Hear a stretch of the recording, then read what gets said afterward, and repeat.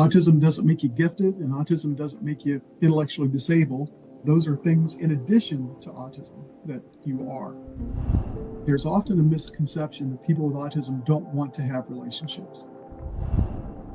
Families, parents often feel so isolated sometimes because your world shrinks when your child is diagnosed. And so the lifestyle just becomes isolating if you allow it. And meeting people who are going through the same things is really helpful. I tell police officers sometimes in training, like if you come across somebody that is in the middle of a meltdown because of an obsessive compulsive thing, the answer isn't to restrain them. The answer is to help them do whatever they need to do, and then they'll most likely calm down. How do I teach in a universal way that everybody can benefit from?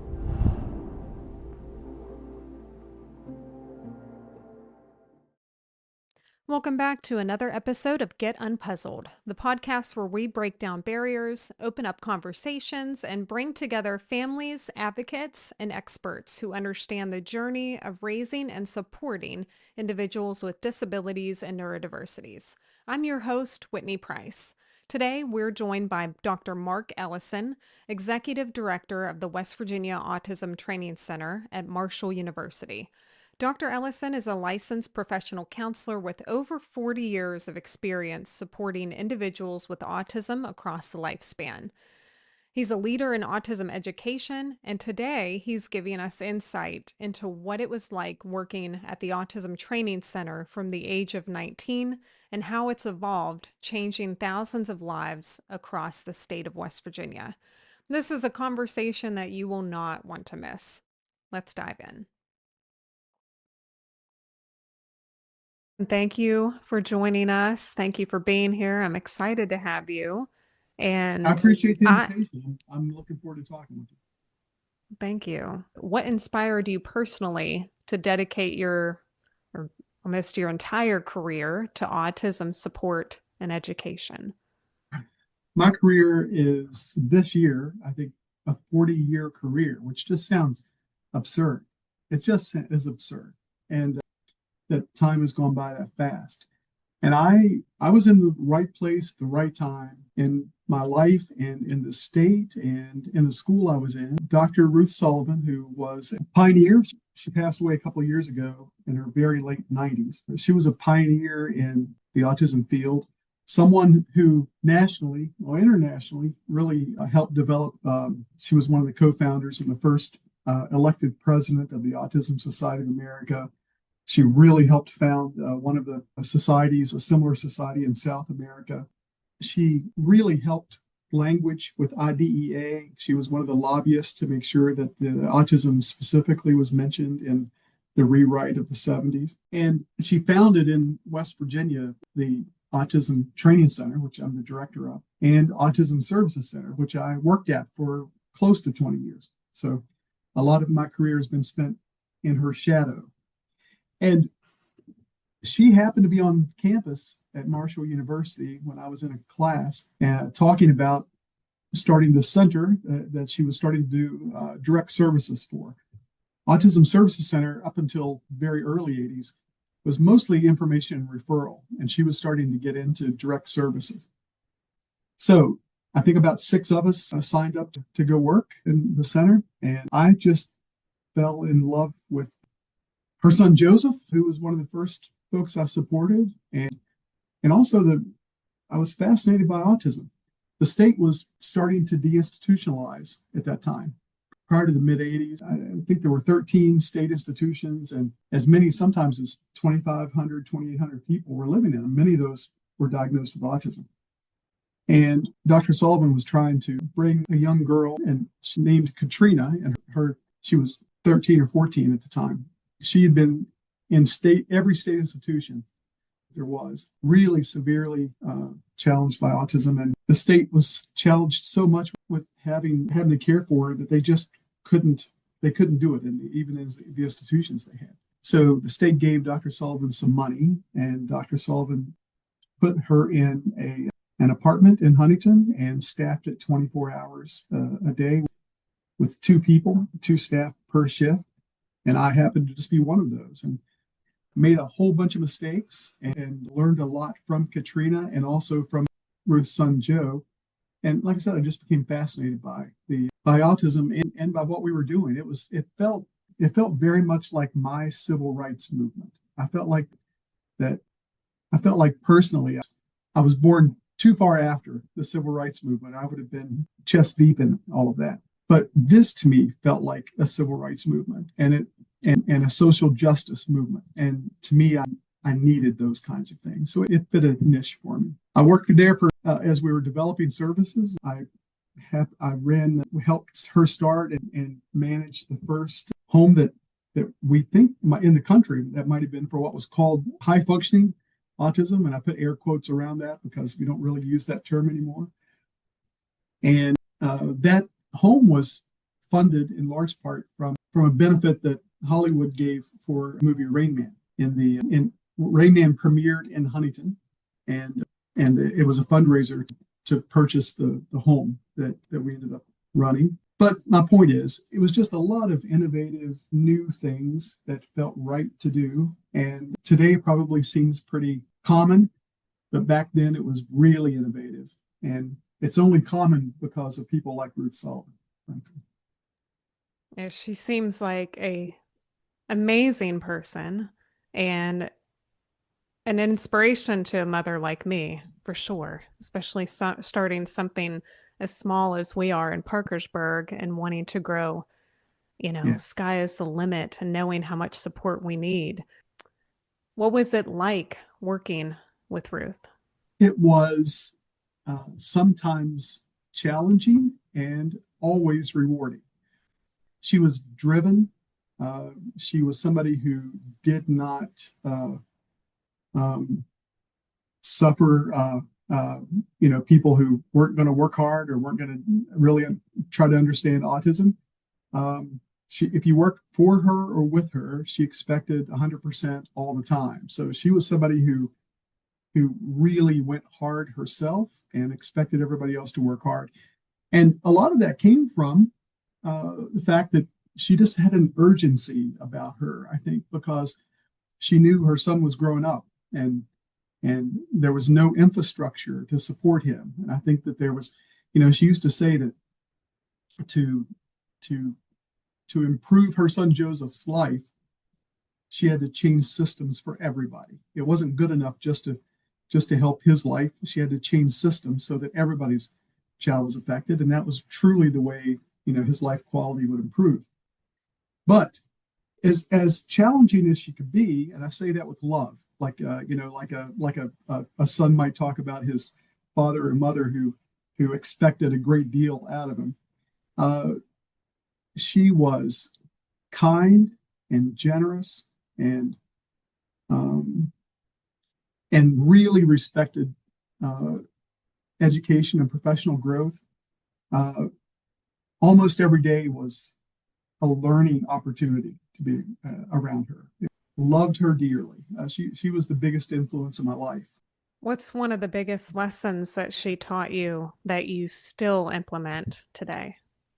I think the biggest lesson I learned that I carry on today is to look at service provision from the perspective of parents. And that meant you went above and beyond.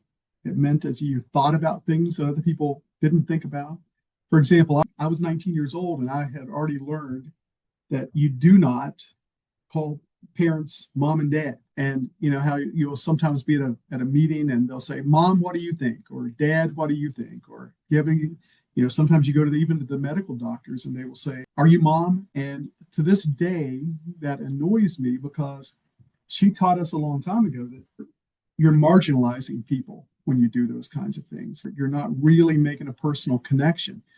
You're just concerned about you getting information out. You're not concerned about making a relationship or developing a relationship with somebody. And so to this day, people where I work, I'm constantly lecturing them. I don't want to hear mom and dad, just Mr. Smith, Tommy's mom, those kinds of things are fine. But, never go up and say mom. And that's such a small thing. But the point is, the reason she taught us those kinds of things was it was really about how to develop lasting relationships with parents and looking at it from their perspective. I think that's huge. As a mom, I'm recalling right now so many providers in the medical field that have referred to my husband and I as mom and dad. And you're right, you don't get that type of personal connection. It's It's not the just same that. as it's not the same as looking you in the eye, shaking your hand, and saying "nice to meet you" and using your name. It's just and it's such a small thing, but it changes. It changes the dynamic of the relationship if you do that. Oh, no doubt. So and also if you look at if you're taught to look at services from the perspective of parents, you're also, I think, appreciating and understanding that there's an urgency to it. I shouldn't as a professional necessarily return a call to you on my time. If you called me, chances are I was probably the 15th person you tried to reach, and you've got an urgent crisis situation going on. You deserve somebody to be on the other end of the line. So it's extremely rare that I wouldn't return a call pretty fast or an email really fast. If I don't, I'm not available at all. But that sense of urgency is huge because, as you know, your life getting answers, getting support, getting all this stuff. There's an urgency about it that you have to that people should expect. Absolutely. And I imagine what a paradigm shift that must have been for her to be on both sides as a provider and as a Yeah, mother, being able to explain why it is so important, not just to make that connection, but why our minds are wired at a million miles an hour. that's right. Likely That's right. neurodiverse too. Yeah, you yeah, know, that's right. you Yeah, had all of these different things, but I absolutely love and admire that she was instilling that because as someone that does, advocate for other children, my child, it is something that we try to explain the best way that we can why many parents come at you a million miles an hour, how many times that they've been rejected by insurance, all of the emotional dysregulation that someone's going through. yes, yeah, But to have that amazing point of view, what a blessing and what a shift that I'm sure that she was able to make for such a strong that's right. community. And just how amazing it was that you were able to be on the front lines of that from the ground Yeah, up at yeah, 19. at 19, yeah, and I know no other way, and I Yeah. sometimes think about if I'd gone a more traditional route in a career, I doubt that I'd be. I mean, I'm a pretty humanistic guy, so I think I probably would be somewhat that, but not to the point I am now. And I also want to suggest to you and your listeners that one of the books that you can read that's a wonderful book. It was nominated for a Pulitzer. There's been a film made about it, but it's called In a Different Key. And the first third of that book is the work of Dr. Sullivan, and it talks about all of the stuff that she did to get all of this stuff going. And um, most of that book was written from her archives, and it's a remarkable book and incredibly thick and very detailed, but a good read. It's an interesting read. It's not dry. So, In a Different Key, good book. So, how has your role evolved over the last 40 years at Marshall? Well, the first 20 were in a community behavioral health center, the Autism Services Center, because she founded both of those centers. I think very early on, I was really interested in and fascinated by autism so much that working as a direct care person with people when I was 19 and 20 was really incredibly important to me. Man, I can't tell you how, and I'm going to, this doesn't sound fun, but I can't tell you how many times I've cleaned up feces smearing or, been involved in restraints that were hours long or had my nose broken. Those things are so, we would often get people who worked with us for like a couple of weeks and they'd have to do some of those things and just quit. And it never occurred to me to quit. I was so fascinated by why does somebody do all of those things, and figuring out how to figuring out, for instance, that one child was smearing feces because he had a sensory problem, and kind of working on the sensory problem solved that issue. That was groundbreaking to me. That was really fascinating. And then there were all the cool things that happened. People who were going on to a job for the first time, or were making, people with autism who were making relationships, people who were whose lives were improving. It was just a joy to watch. So it was all of it, and then when I was about 21, I started managing some of the homes that were being developed, and of an administrator, but at a real pretty young age. I should not have been managing things at 21. But the thing I really liked to do during that time was staff development. I really like to help people understand about autism. I really like to help people understand about building relationships with folks diagnosed with autism. And I started doing that really young. So I think I had a dynamic staff meeting. We always said it was always a fun kind of educational thing. I got involved with the Autism Training Center when they developed their college support program. And again, that to me was an incredibly innovative idea. I certainly hadn't thought about it, but the fact that they were developing the first college program in the country that supported college students with autism was mind-blowing to me. So I wanted to be a part of that. So that's why I transitioned to the Autism Training Center. I did that for 5 years or so, and then became the director of the center. And once that director retired, I think that progressively it's become more administrative. But the one key constant has been that I'm always focused on staff development, always focused on helping people understand autism. If you don't understand it, you can't support it. And you really have to understand some of the subtleties of it. You have to understand some of the relationship building things that you have to do differently. There's just so much that you have to know about to do it correctly. And I tend to talk about that stuff all the time. In that type of position that you're working under, it sounds like you were supporting individuals with very high support needs.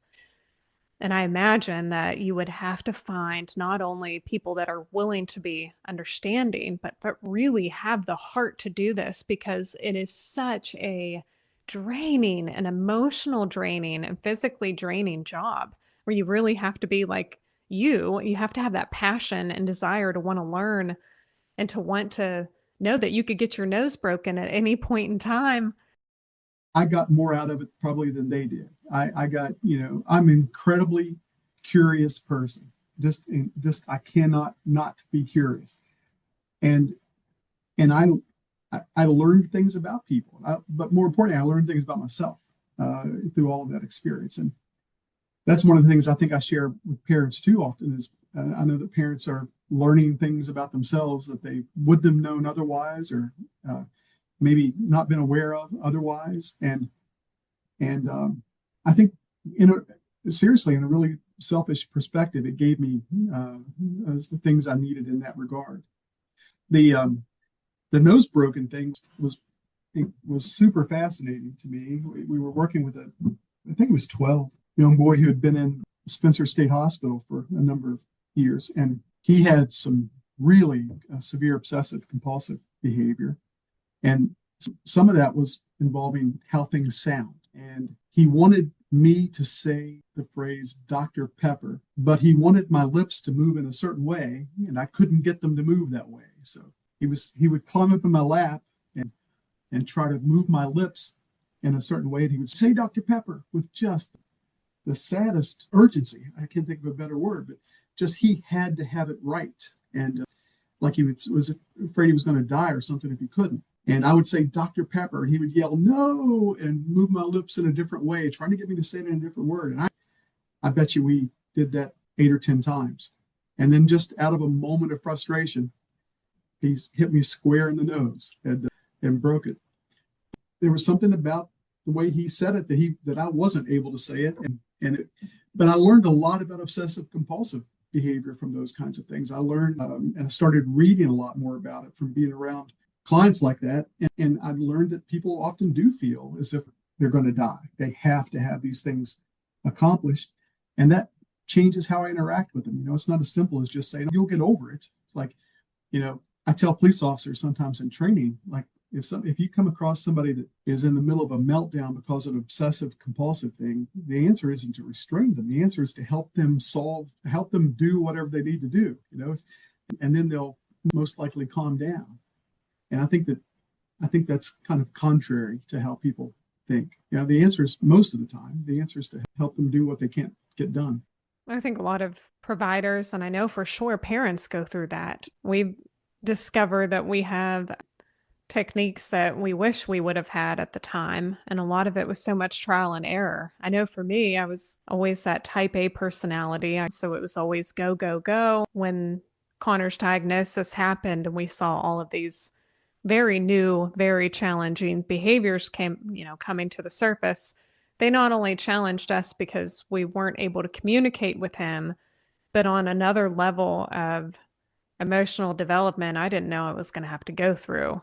And this Right. was my child, this was Yes. someone that I wanted to have, that we were going to care for no matter what, and that we loved more than life itself. And when they're throwing these types of, not tantrums, but really intense meltdowns, it Yeah. just puts you in this hyper vigilant state of mind, this fight or flight. And one of the biggest things that we try to help parents with is getting to that, I guess, grounded state of mind, or how can they get these tools and techniques and different things to use, because it is so mentally and physically exhausting on your body Right. and your It is. well-being and your everything for your child.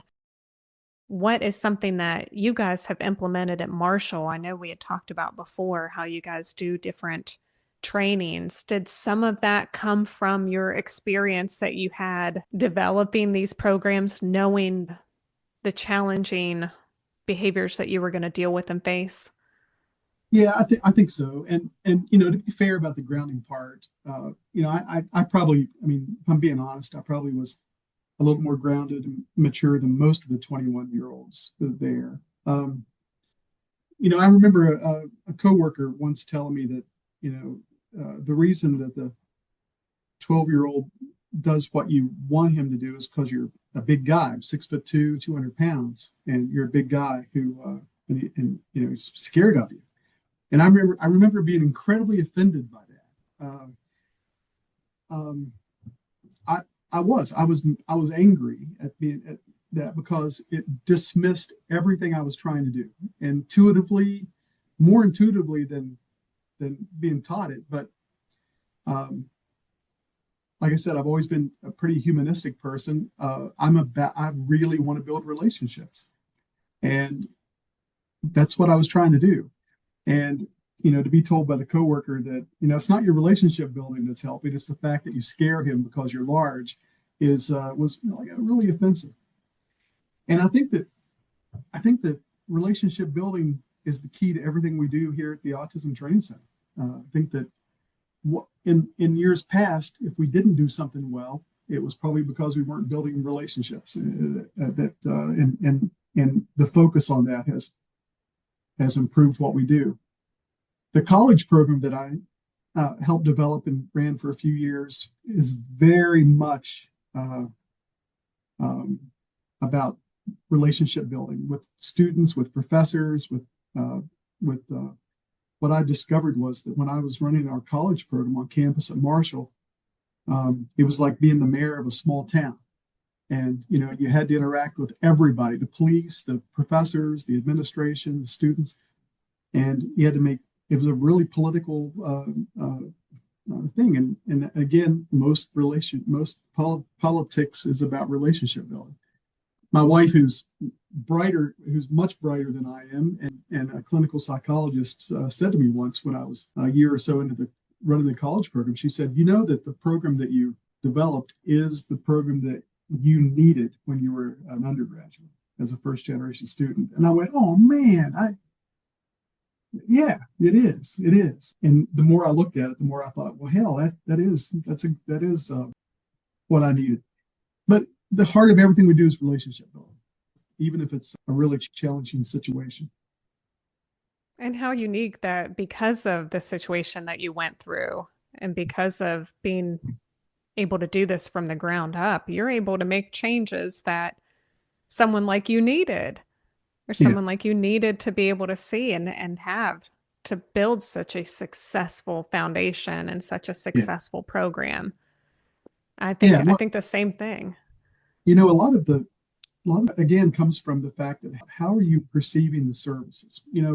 The training center started in the early 80s, and it was a really innovative center at the time and doing work across the entire state, all 55 counties. We still do that. We were working so closely with school that we would work with about 100 families a year, and we would do it on a 10-month system because that's what the school is on. And we'd start in September when school started, we'd end in whenever school ends. And, we would do some other stuff for the last couple of months. But what happened is then if you were the 101st family who tried to register with us for services, you had to wait 10 months to get into the program, right? Because we could only take about 100. And then over 30 years, that swelled up to 300 people on a wait list because they're waiting years to get on. And when I became the executive director, one of the first things I did was pull the leaders of the center together and said, okay, as of today, we no longer have a wait list. How are we going to do that? And we spent about a day and a half trying to figure out the one thing that would help us solve the wait list problem. It was embarrassing. I would go to meetings and all they would talk about was your wait list. And people would say, we're not referring people to you because of the wait list. And it was embarrassing. And you know how simple it was? And all it took was looking at it from an outsider's perspective. We had a paradigm of 10 months, and not everybody needs 10 months. A family might be able to get their goals reached in 3 months. And if that's the case, bring somebody else in so that they can do work, right? So suddenly you're doing 101. And I think service providers do get in this paradigm. We get stuck in it, and we get stuck in doing the work that benefits the center. We look at it from the center's perspective. And if you start looking at it from a different perspective, I think you can do better. Our wait list now is, we still have a little bit of time from the time you call us to the time somebody's going to work directly with your child. So it's not as if it's magically solved, but we're talking weeks instead of years. So it's not, I think it was up to about 2.5 or 3 years before. And it was absurd. Yeah, it's so helpful to be able to immediately connect with you guys. I know when we received Connor's diagnosis, we did get a hold of the Autism Training Center, and they gave us some amazing trainings to look at, some videos, literature. And then for us, we were able to get into a program that was local.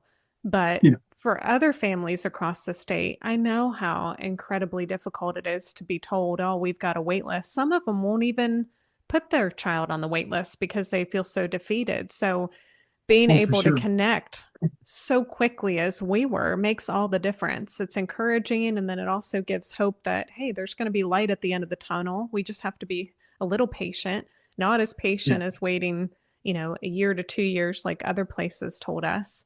But right. I appreciate the fact that you guys have changed that, because for a newly diagnosed mom, it's everything to be able to reach out and get someone to talk to and say, Yeah, okay, we do have resources that are going to help your child. Even if we can't necessarily send them to a center, at least having that coach or that one-to-one connection that says, oh, we've helped with other children like yours, or understand or have a better understanding of what you're going through. Let us help point you in the right direction, is really so impactful for a newly diagnosed mom. And I know for me personally, it really changed our outlook on a lot, and I appreciated it.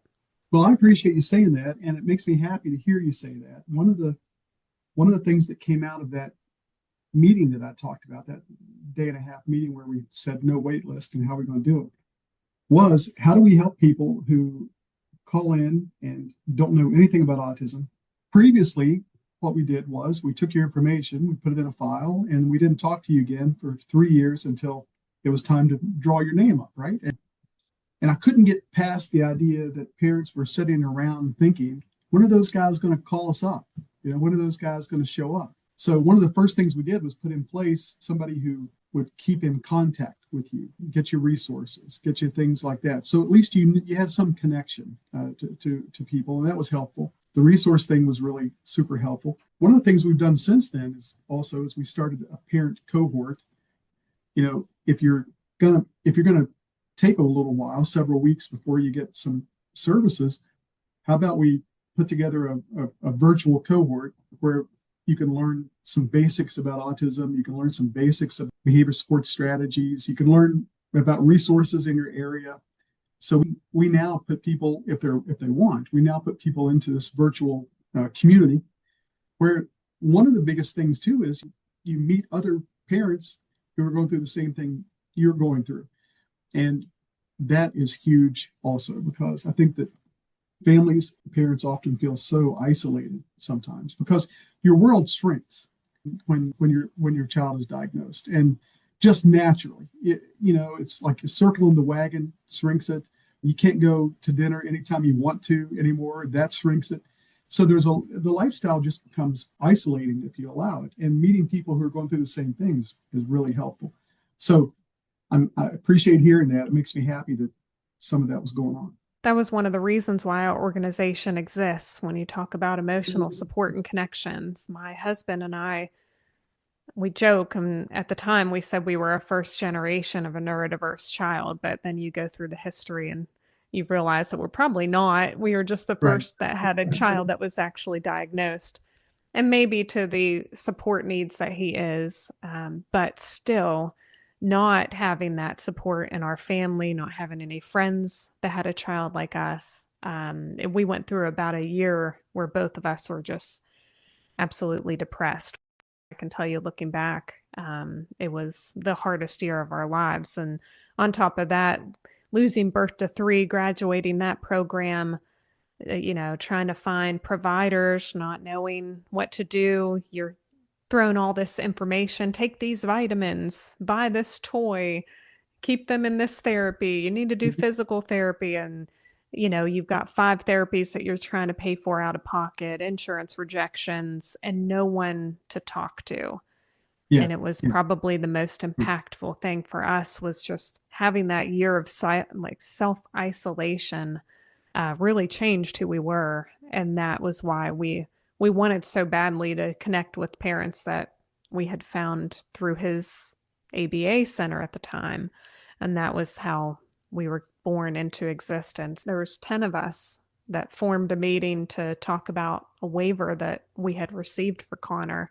And again, had someone that we knew not mention that, I don't know where we would be right now, because we were not only isolated, but financially draining ourselves. And that's a type of depression I would never wish on anyone, let alone going through, the struggles of a newly diagnosed family. Well, when your child's born, parents have an idea of where your child's life's going to go, and you're excited to help him or her get there.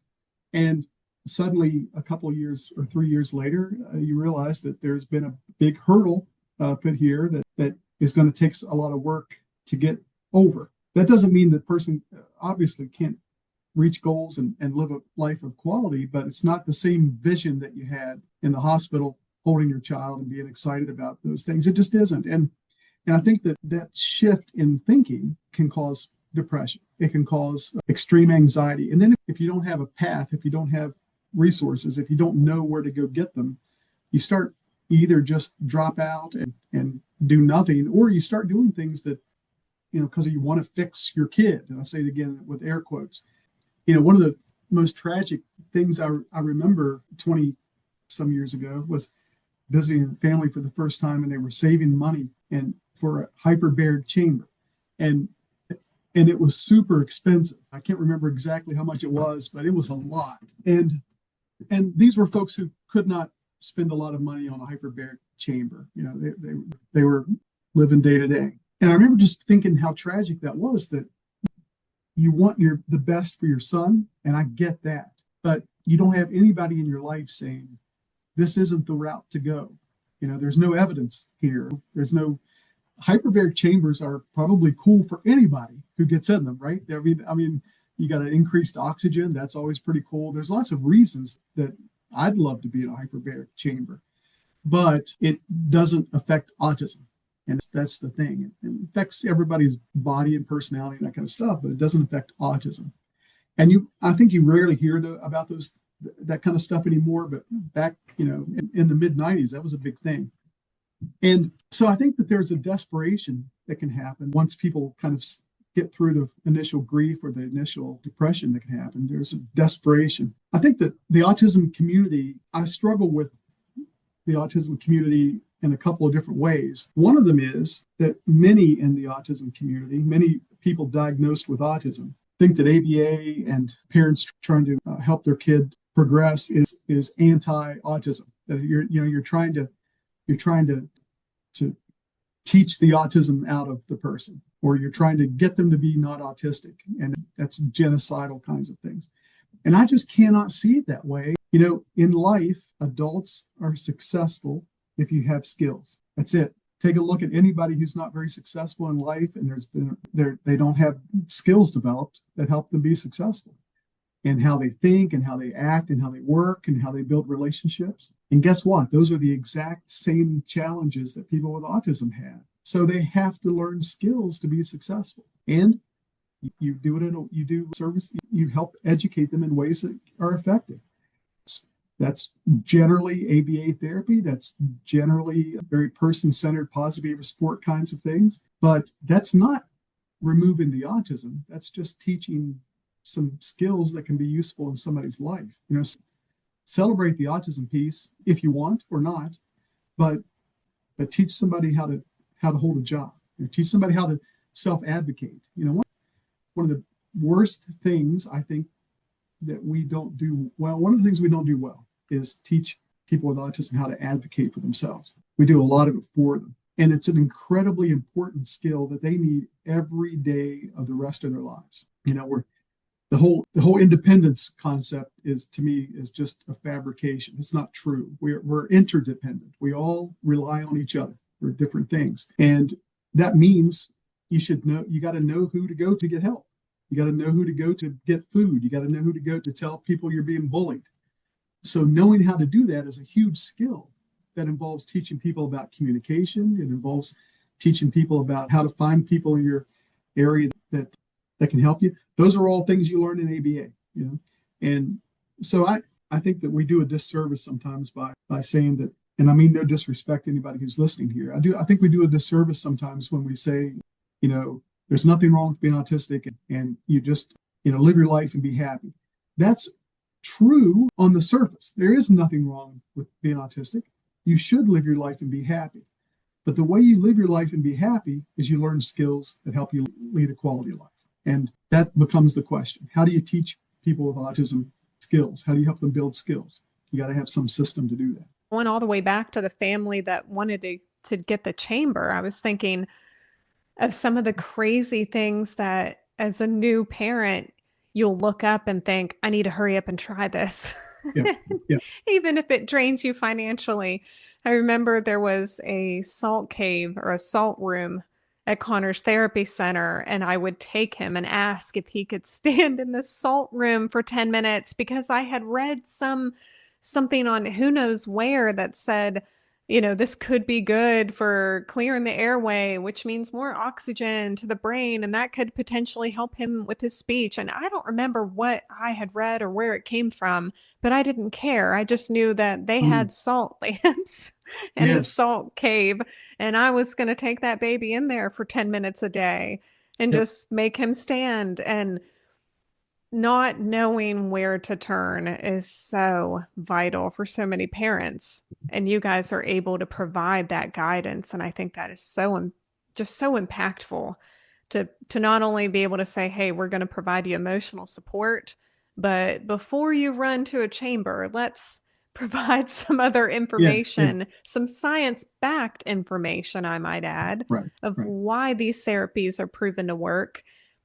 And at worst case scenario, you tried them. If they're not for your child, that's okay. We're all different. Move on to the next. But that's right. It's so impactful to have a guide. And you guys have been such a wonderful guide for so many families. We're going to take a real quick break to hear from our sponsors. But when we come back, I want to hear a lot more about the programs that Marshall has to offer. So stay tuned. Unpuzzled Parents Connect was built on a foundation of two parents who were struggling. Imagine facing the challenges of parenting a child with autism without support, without answers, and without a community. That's the reality for too many families across West Virginia and the Mid-Ohio Valley. And that's exactly why Unpuzzled Parents Connect exists. We walk alongside the caregivers, offering guidance, emotional support, practical tools through our support groups, counseling sessions, and educational workshops.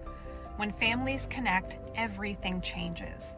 Isolation turns into understanding, and chaos gives way to hope. Your donation brings that hope to life. It helps us reach more families, expand vital programs, and ensure that no parent feels invisible or alone.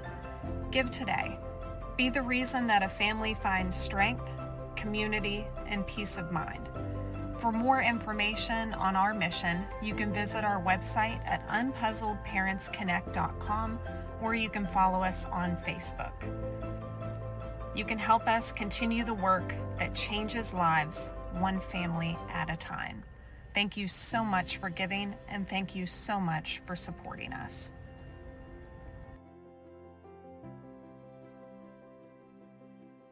We have 3 different departments at the Autism Training Center. For the first 30 years, we had one. So it was these other 2 are, so we have a statewide program, and we have people who live in different regions of the state who work a large county or counties area. They're coming in your home to meet you. They're not coming every day to in your home, but they're coming to meet you. They're coming to spend time in schools where your child is. What we're really trying to do is build a community around your child who understand autism, who understands how to assess behavior, who understands how to do skill building, and then after a few months, we hope that the community is so well informed and so cohesive that we can withdraw from that community, and the community continues. And so we're trying to connect families and schools and get everybody on the same page, the same educational perspective, everything. And then if you go through, if you're registered with us and you're going through a transition, maybe middle school to high school or something like that, register with us again. We help with that transition and help set things up. And we also do a lot of community-based training. We'll show up at a library in your town, and we'll advertise Autism 101, and we'll have sometimes 2 people, sometimes 50 show up in a room and want to do it. So we're doing a lot of community training because, again, as I'm sure you know, the life quality of your child might also have to do with how well he's understood in the community. So it's important that the grocer knows a little bit about autism. It's important that the person who runs the store at the mall knows a little bit about autism. Now think about how many schools. I don't know about you. In my school, when I went to school, I didn't know what the rules of the school were. If you asked me what the culture of the school was about, or what the school found important, I couldn't have told you. But that's important for students to understand that. If a school says respect is important in our culture, what's that look like? How does that maybe that looks like how you walk up and down a hallway. And if you're a child with autism, sometimes that can be hard. So let's put footprints down that you can walk on, and go this way for down the hall, this way up the hall, and do some kind of visual thing so that they understand how to do it. That's a really simple example, but we have right now about 15 model schools around the state that are doing these kinds of things with fidelity. Their climate has improved, their culture's improved, the teachers are more comfortable teaching, retention's good. There's a lot of really good things that happen from those kinds of things. Again, people's life quality's improved if the environment they're living in is suited for them. What do you think it looks like for someone or maybe a business to just be completely inclusive? I immediately thought about Ruth Sullivan's son, Joe, who she used to talk about how she would get calls sometimes when he was walking around downtown by himself. And Joe was Joe's a very public person. That's why I'm saying his name, and Katrina too. They're both been written a lot about. And Joe was one of the three people that Dustin Hoffman used to create his character in Rain Man. Pretty public. And Ruth used to talk about how people in Huntington would call her and say things like, I saw Joe rummaging through the trash cans downtown yesterday. I just wanted you to know. Or I saw Joe being upset at somebody at the Big Bear grocery store, and I just wanted you to know. And I think that there was something about this community in the 90s, especially the 80s and 90s, that we all looked out for each other. We understood from her advocacy and her being public, the whole town, at that time about 50,000 people, the whole town knew a little bit about autism, and they knew a lot about Joe. And they looked out for him. They cared about him. And I think that, to me, that's a really good quality of life. That should be everybody. We should be looking out for everybody like that. I think these days, our culture has become much more isolated, much more self-centered. We're passing people up who behave oddly, and we don't want to talk to them. Sometimes for good reason. I get that, but we're just much more isolated. And I think the best way, and it's a vague way, and I'm sorry, but probably the best way that I can answer your question is that it's communities that understand and appreciate differences are better serve people with autism. I think that's how we create that world of acceptance that we want. And it doesn't have to be so extreme. That's something that I try to help business owners understand. You don't have to be shutting down your business and just allowing children with autism to come in. We're talking just dim the lights a little, have a quiet time, and just give us an extra half hour to an hour. That's right. The best thing is there are some big box retailers that are following suit. I know Walmart, our local Walmart, just started offering quiet hours daily, I think from like 8 to 9, where they dim the lights and everything's a little quieter, and they put signs out. We're not asking to make huge changes. We just want little things that can impact in such a big way. I think you're right. That's where we start. That's right. And I should have mentioned those couple of things you're talking about. Like in the theaters, raise the lights a little bit, so that people can, if they're up walking around, they can see what they're doing, because people with autism are often going to get up and walk around during a movie. But also, everybody who came to that movie because it was a sensory friendly movie understands what's going to happen. We all know that somebody's going to be loud. We all know that somebody's going to walk around. And that expectation, in addition to raising the lights and lowering the sound and all that stuff, is really the key. If more businesses are creating those specific times, yes. If it's positive attention, give it to us all day.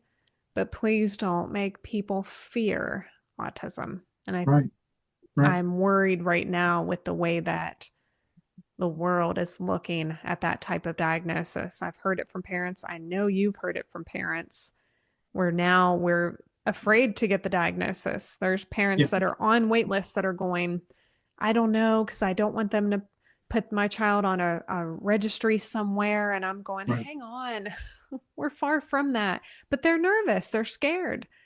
They're scared to give their child additional medications because of the fear that's going on. And that's the shift that we don't want. That's the shift that we worked so hard to fight against. Regardless of your politics, what's going on right now is parents are starting to feel like they're being blamed again, for their son or daughter having autism. And, that harkens back to me to the old days of the refrigerator mother theory that honestly didn't go out of favor until the mid to late 80s. Early 80s, it was still believed it was a very psychoanalytic kind of thing, that psychodynamic kind of thing, that a mother's emotional coldness caused her son or daughter to have autism. And again, coming back to Ruth Sullivan, in one of the movies that she's in at a very early age, her son Joe was 5, I think, in the first film that they were in, and UCLA did. And she said, Joe is in the middle of a large, intelligent family, and all of his siblings are well behaved and typical. Those are my words, but that's what she was saying. And I know that I didn't treat Joseph so differently from his siblings that I caused this to happen. And I watched that film a dozen times, and the emotion that she says that in tells me how much she felt that refrigerator mother stuff was such a pressure on her, and such a pressure on lots of other mothers, especially. I know mothers who, the treatment was you put your child in an institution and you go get therapy to be a more loving mother. And what a horrific thing to happen. And I think today, and I'm hearing this from people, I think today it comes back to, okay, you took Tylenol when you were pregnant, so you caused your son's autism. And whether that's what the administration is trying to say or not, that's what lots of people are hearing. But I agree with you. You can't talk about autism enough. And what we here at the training center talk about, it's not really right now the issue that the information is good or bad, is that what is the discussion inviting? And it's an opportunity to say, you know what, here's some other information that might be helpful here about vaccinations or about, Tylenol and those kinds of things. And so it's an opportunity. It invites a discussion that ultimately is good most of the time. Yeah, I agree. If it's positive discussion, great. I want them to look at the autism community, give us more funding, give research more funding. If those statistics are legit and true, yes, please, let's help find more supports. That's right. And that is what I hope more than anything for our community is, out of everything that comes of this, that we are able to still thrive better. Yeah. Give us more supports, give Absolutely.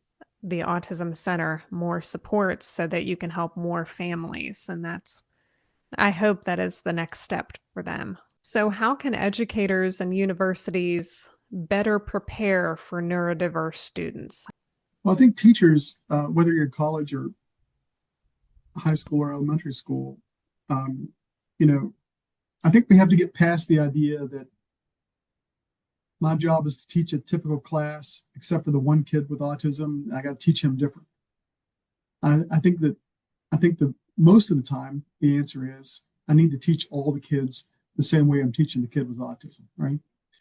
Kind of have a universal design for things. Accommodations are normal. I teach classes. I get calls from students all the time that say my son or daughter has a basketball game that I can't miss, and can I find some other way to get credit for attending class? And my answer is sure. I'll meet you, and at a different time we'll go over this stuff, and I'll accommodate that. And sometimes we're much more understanding of those kinds of accommodations than we are making accommodations about how long somebody can take a test. How do I teach in a universal way that everybody can benefit from? You know what? Almost everybody can benefit from visual cues when you're teaching. So put up PowerPoints, give the PowerPoints to everybody so that they can have them. People are going to benefit by extra time on tests. In classes, I teach a couple of classes a semester. I'm not a full-time professor. I just teach a couple classes. But I have no time limit on my tests, and they can take it as many times as they want. The reason I do that is everybody needs extra time often on tests for whatever reason. Sometimes that's because you have a disability. Sometimes that's because your kid interrupts you while you're trying to take an online test, right? So let's give everybody extra 3 hours to take a test. And I let people take the test as many times as they want, because that means that they're reading the information over and over again. If you take the same test 3 times and it's the same questions, they're just randomly put in different order, you have to read the same thing multiple times. Guess what that is? That's learning. That's being exposed to the stuff that you're trying to talk about. That's a good thing. So maybe we should get away from you have to show your work in this short period of time, and you have to do it in the way that traditionally has been done, and just open up a little bit and make things a little more accommodating for everybody. What's your hope for people that have neurodiversities in the future? Well, in general, I think I've said it a bunch of times, and I'm sorry to sound like a broken record, but it's that each person lives the life of quality that they want, or a life of quality. And I really mean that.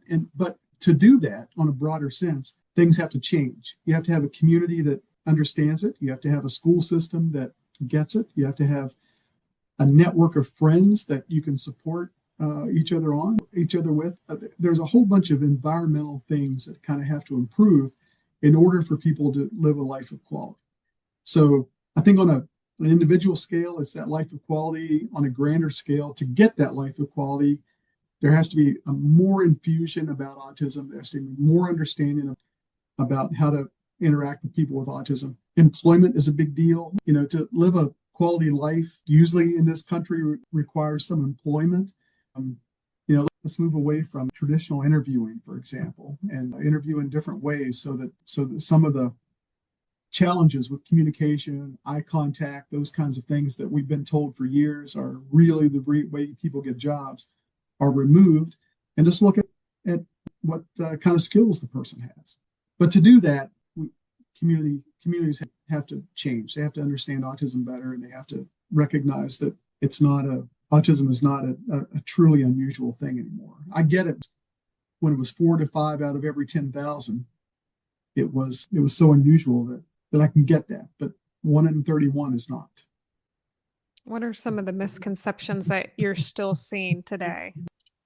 I think that some people have an absolute belief that autism equals intellectual disability. And, I don't think people always agree with me here, but I think it's true.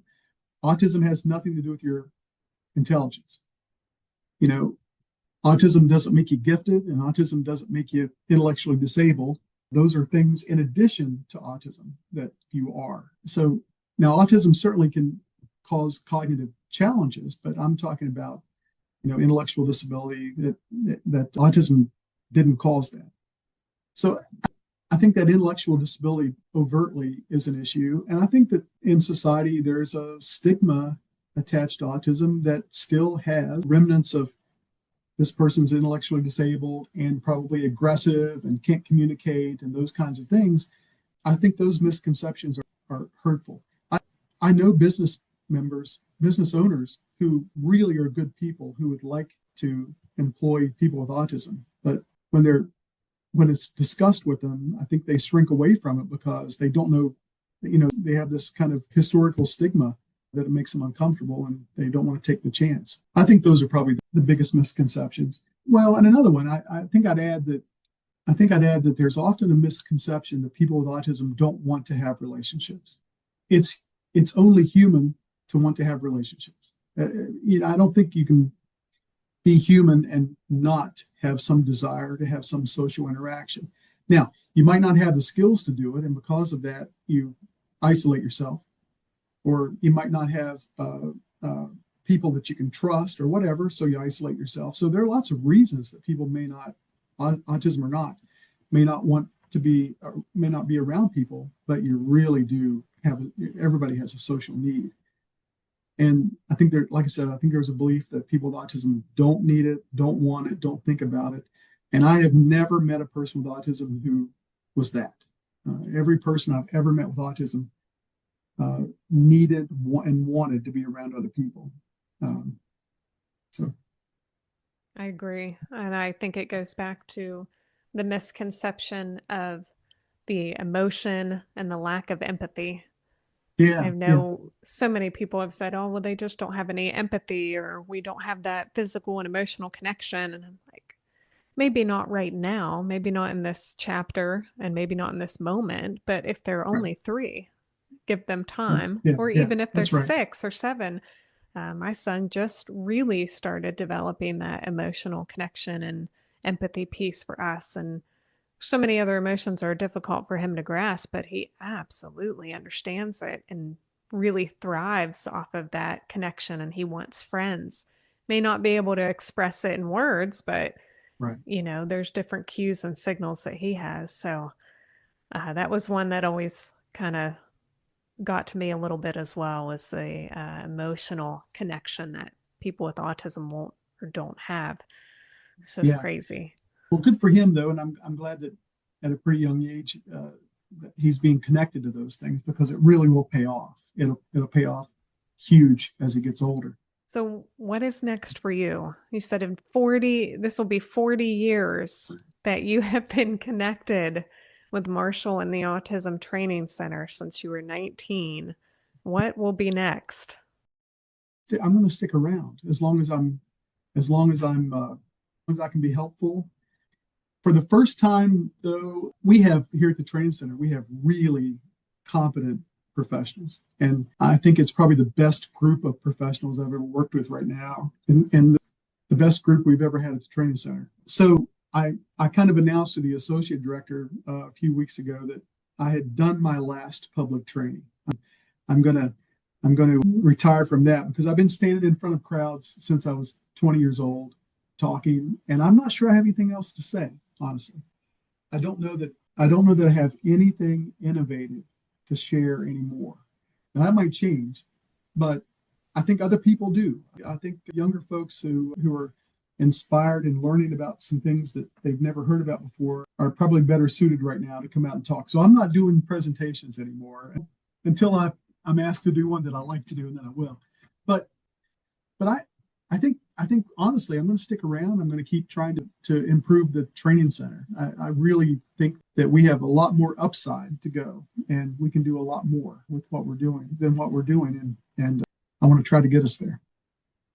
Well, I appreciate that you decided to stick around and sit with us today, because I am telling you, you have enough great information that you could write a novel of books.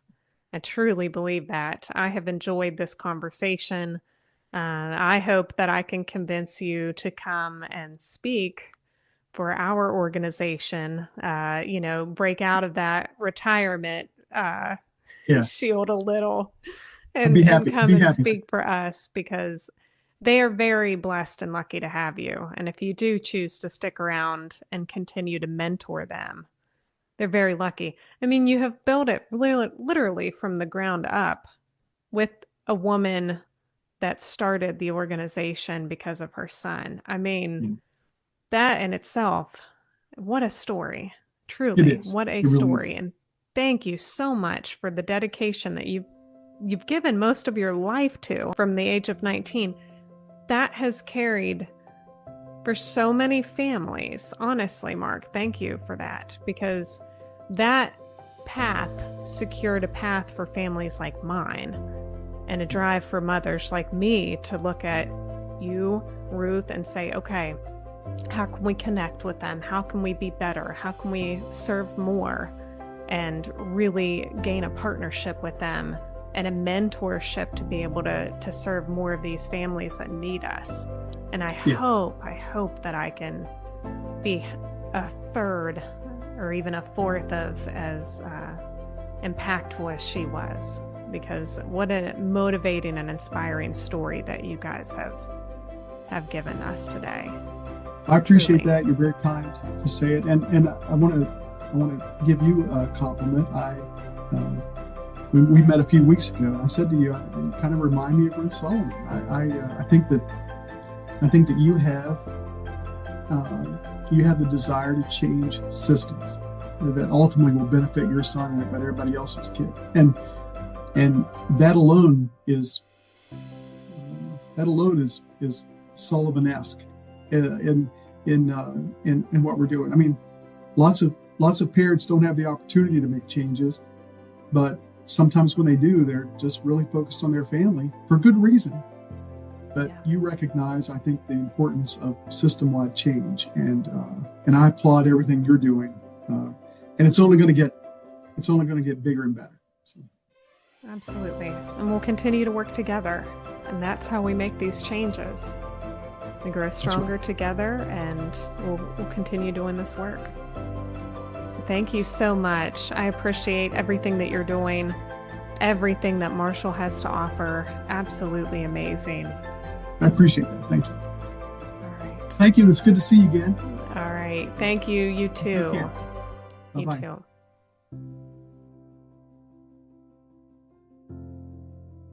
Thank you so much for listening. If you enjoyed today's episode, consider sharing it with someone who could benefit from the conversation. Also, be sure to like and follow and subscribe so you never miss a new episode. To learn more about our mission, the work we're doing, and upcoming events, you can visit our website at unpuzzledparentsconnect.com, or you can follow us on Facebook at Unpuzzled Parents Connect. Your support makes a difference. Consider making a donation to help us empower families and build community. Until next time, stay positive, stay connected.